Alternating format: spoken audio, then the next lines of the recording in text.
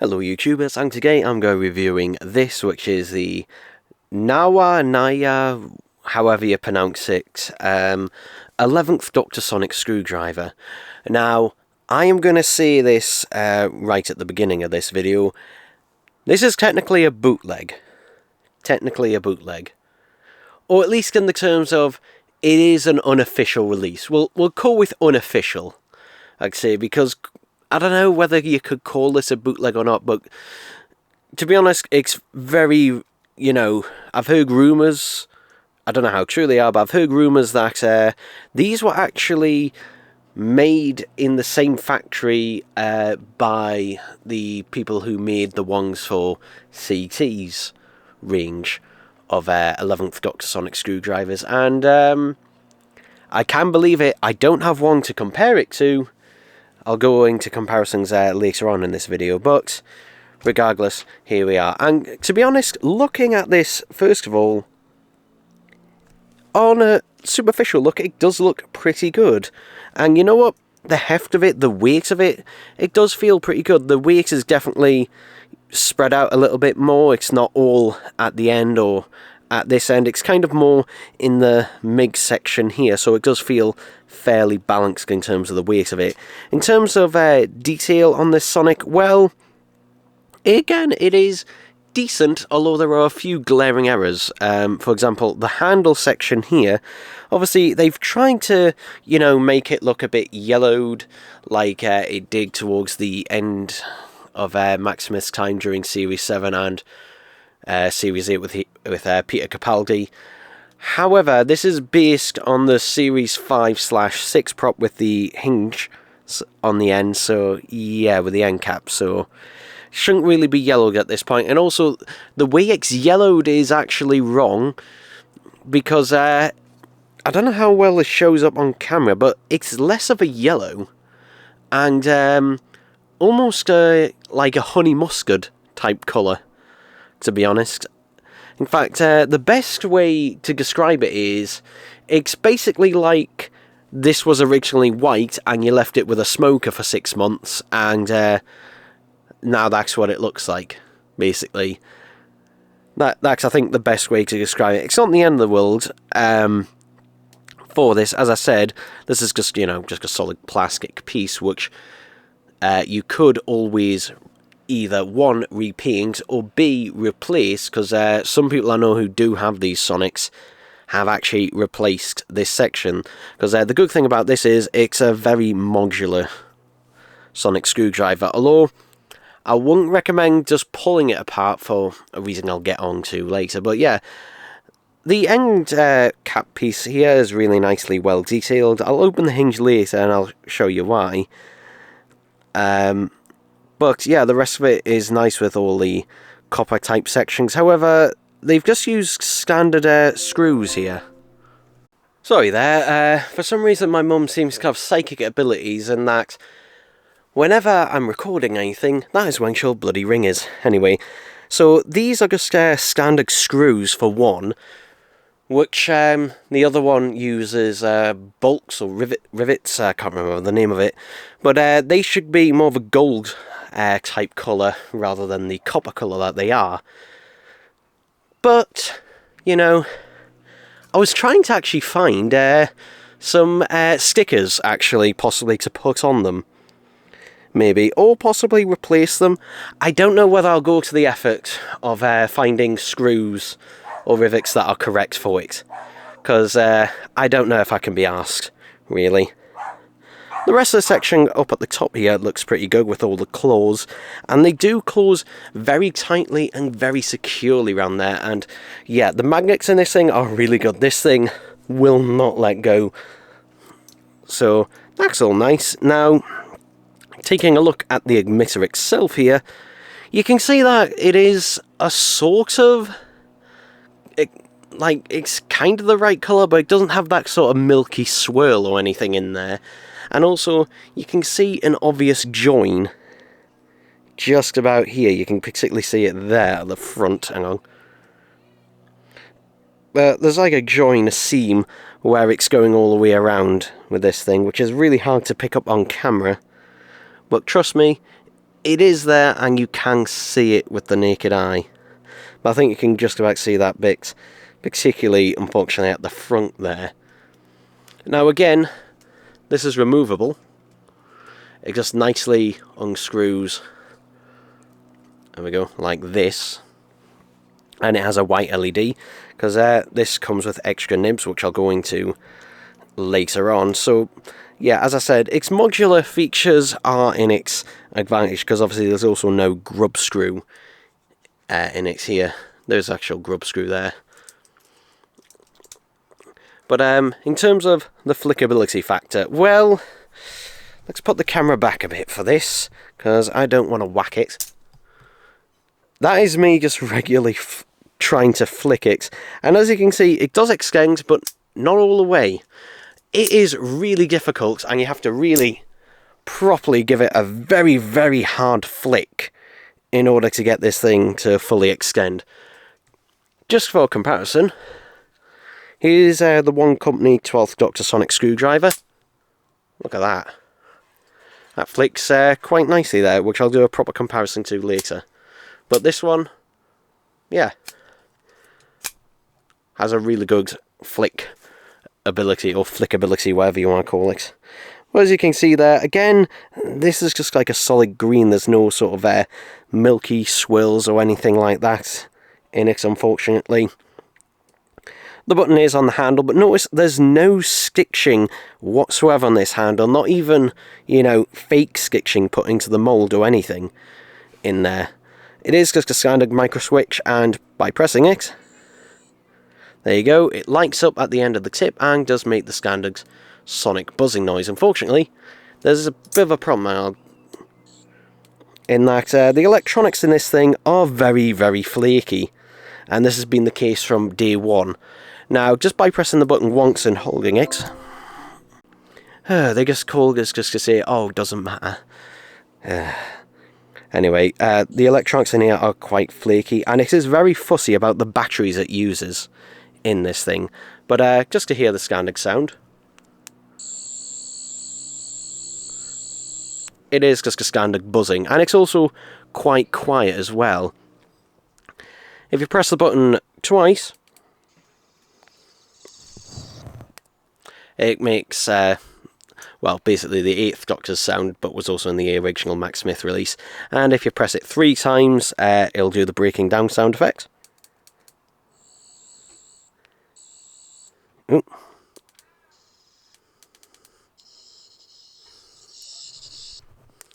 As you can see there, sometimes it does just stop, because the electronics in these, unfortunately, in most of them I've seen, have been pretty flaky, so that is something to be aware of. Now, if you press it 4 times and hold, you can then take your hand off the button and it will continue making a sonic buzzing noise. So just to show, no fingers on the button, there it is. And it's kind of like the shark eating Sonic, basically, and to stop it from making that noise again, just press the button again. But yeah, the electronics in it are a bit flaky, and it is just the way it is constructed. Sometimes it does just stop. I find the longer you leave the battery in, the more generally reliable it is sometimes, although I do also find sometimes by twisting the MIG section here, because it does twist like that, sometimes that can wiggle the wires enough for it to get it working properly again, or, like in that case, stop it from working again. But it is something you should be aware of. But this thing, basically, I wouldn't put anything but AAA alkaline batteries in there, because it doesn't like, for one, it doesn't like rechargeable batteries. It really flipped out when I tried to put rechargeable batteries in there. It didn't like that, whereas the One Company one, which I just show you, rechargeable batteries, put them in.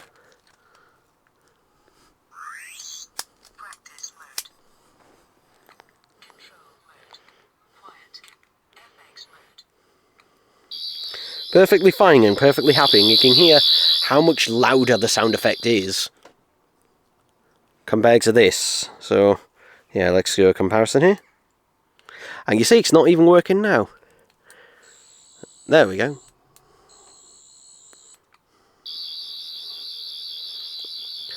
And that's just getting closed mode. In open. Let's put this one in open as well. And that is just due to the nature of the design of it, but yeah, how much louder this is. This one also obviously added a bit of a swirl on that in there. Now the emitter on this one is based on the Emerald type emitter, which is only used very briefly in its time. Unfortunately, it is shown in Deep Breath, actually. That is one of the stories it's shown. You can see here, though, the claws, how the claws are done in this. And, yeah, when you compare the claws between the two of these, you can see that these ones are much more accurate. Not only, you know, that they're solid, whereas these are hollow on the inside, but they're just the shape of them as well. These ones are a bit of a weird shape in comparison to them. I will say, though, it does hold them together pretty well. Just like this one. You can also see the handle differences and that with them as well. Obviously this has a larger ring section because that's where the screws for it go, but also the stitching on the handle.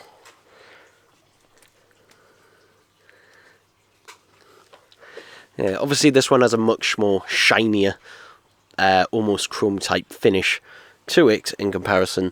But yeah, the reason I'm doing a comparison to the One Company one, because that's probably the one that, you know, if anyone does have one, most people will probably have that one compared to people with a CT or rubber tool. Because if you've got a CT or rubber tool, this one is more of a one that you will buy to actually take around with you in comparison to that. Now, it does have some features in that, as I said before.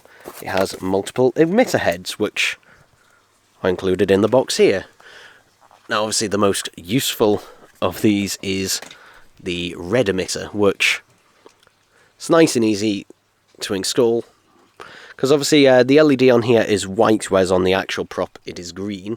But obviously, that's so it can shine through. You can still tell it's white when you do Sonic, but it does light it up, and it doesn't want to work anymore. You can see the problems I have with this thing. As you can see, it's making it more of an orange when it actually does light up, but it does work.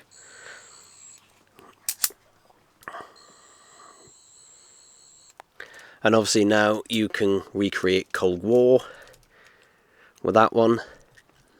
There we go. And we get another two emitters as well. We get the torch emitter, which again I'll just quickly install. So there's the torch emitter,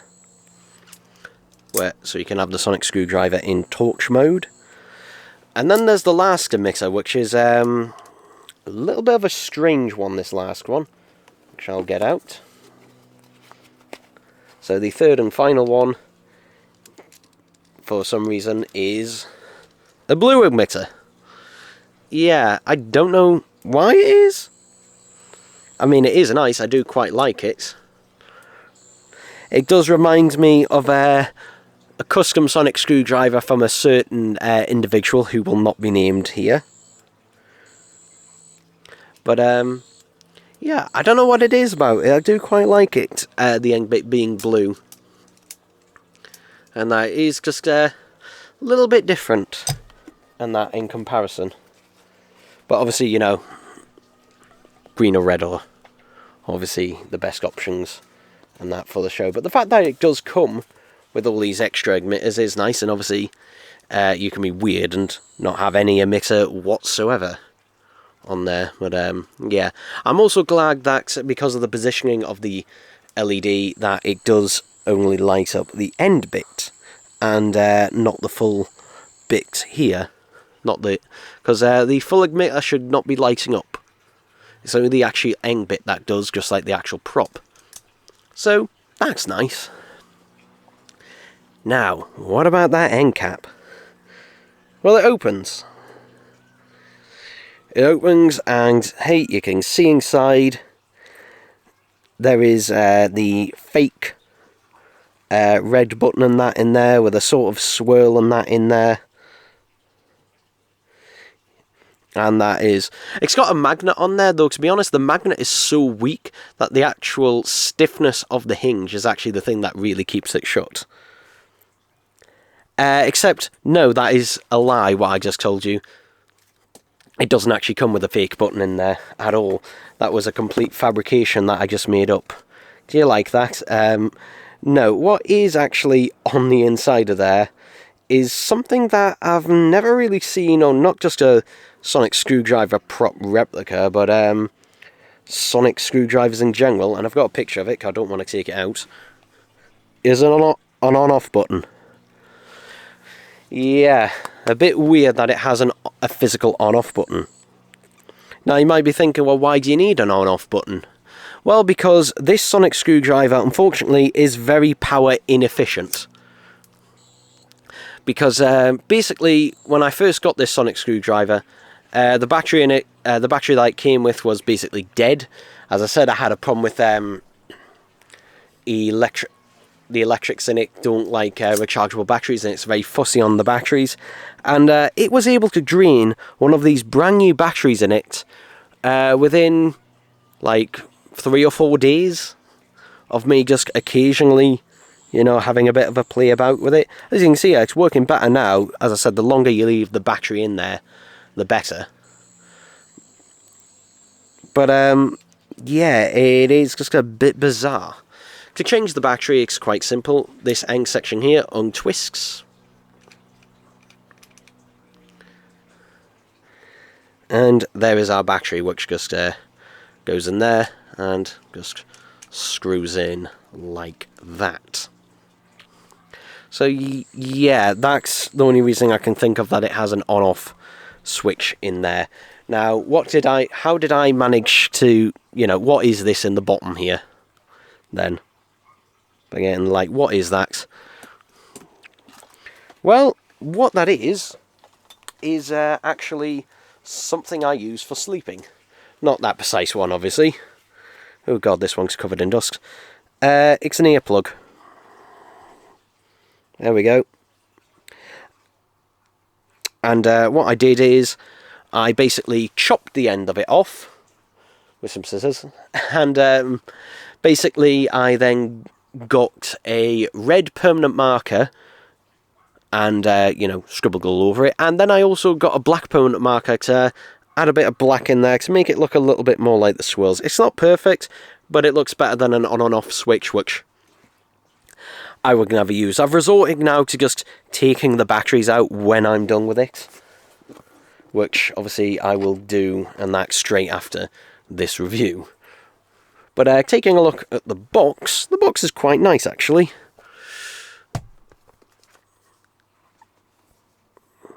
It's kind of in the shape of Reversong's diary, although it's got seal of Rassilon on there. There's the name of the company, and well, hey, Geronimo. Alright, it's interesting it opens this way. You'd expect this bit to be the top bit, or this piece to be the other way around, but no. You can see there, the sonic screwdriver's just held in some foam under there. And then underneath, you get... This piece would already be round the box when you get it brand new. And basically, at the bottom there is just a piece of paper, which stuck to the bottom of there. There we go.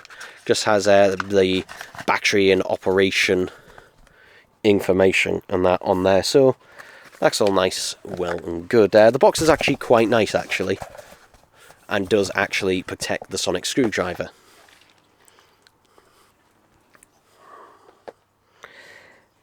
Now let's get on to the price of this thing, because the price is all over the place, and I do mean literally, in terms of sometimes I've seen this Sonic go for like £275, £300. I've also seen it go as low as around 130 to 140. At the time of recording, most of them seem to be around £137. And I tell you what, at that price, it is an absolute steal. It is. However, this is the second one I've had to order. And this one is actually a used one from the UK, although obviously, you know, it's in perfect nick and everything like that. And this cost me £90 to buy a used one, because initially the first one I bought was when the price was around the 150, 160 to £170, and one of them I got on sale with an eBay code or something for 145, and that one just got lost in the post. It got lost in the post, even though they do have tracking information from every. Basically, the tracking never updated after a certain point, basically, and it just went missing in the post, because some of these claim to be from the UK, but they're clearly not. They're all coming from China. That's where they're all eventually coming from. Some of them say they're coming from France when they're clearly not, but they are all coming from China. But basically, you know, be a little bit wary. Obviously, order through eBay. Do not order through anywhere else like AliExpress, where some of these end up. Because at least with eBay, you know, you're guaranteed to get your money back. But yeah, sometimes these just don't arrive. At least that was in my case with that original one. Although, obviously, it worked out better for me because, you know, I found someone in the UK selling one of these, and it was cheaper. Significantly cheaper, so I'm happy with that. But, yeah, just be a little bit wary in that when it comes to buying these. And also, obviously, the electronics. Look at this. It's working great now. I've left the battery in there a while. As I said, sometimes they work. Sometimes this works flawlessly, and sometimes it doesn't. The longer you leave the battery in there, it does seem the better it is, the longer it's powered up for. However, obviously, it does drain the battery extremely quickly, and since, you know, that won't be as much of a problem if you could use rechargeable AA's, but you can't, because apparently that's, you know, slight difference in voltage. Rechargeable batteries are normally either 1.2 or 1.3 volt batteries. This is 1.5. And it's very, very fussy about this. Obviously, you can modify it to your heart's content and that. So, if there are things on here that, you know, you could either improve yourself or think you could improve yourself, that is always an option here. But yeah, it is fussy about it. Would I recommend it? Yeah, I definitely would. And I will definitely be buying the Masters laser screwdriver, which at the time of recording this video, literally, you know, they just started popping up on eBay, although they're not, according to the person who actually designs these sonic screwdrivers for the company, this company that makes them, apparently they only made a very small batch of like 20, and the rest of them are like pre-orders, apparently, for later ones, so who knows. But I will definitely pick one of them up at a later point. I have ordered a 12th Doctor sonic screwdriver from them, so we'll see how that fares compared to this one. Hopefully the electronics are a little bit better, who knows. Oh look, I spoke too soon. Oh, it's come back to life. So yeah, let's end the video while it's well, I think that kind of sums up anyway, so catch you next time.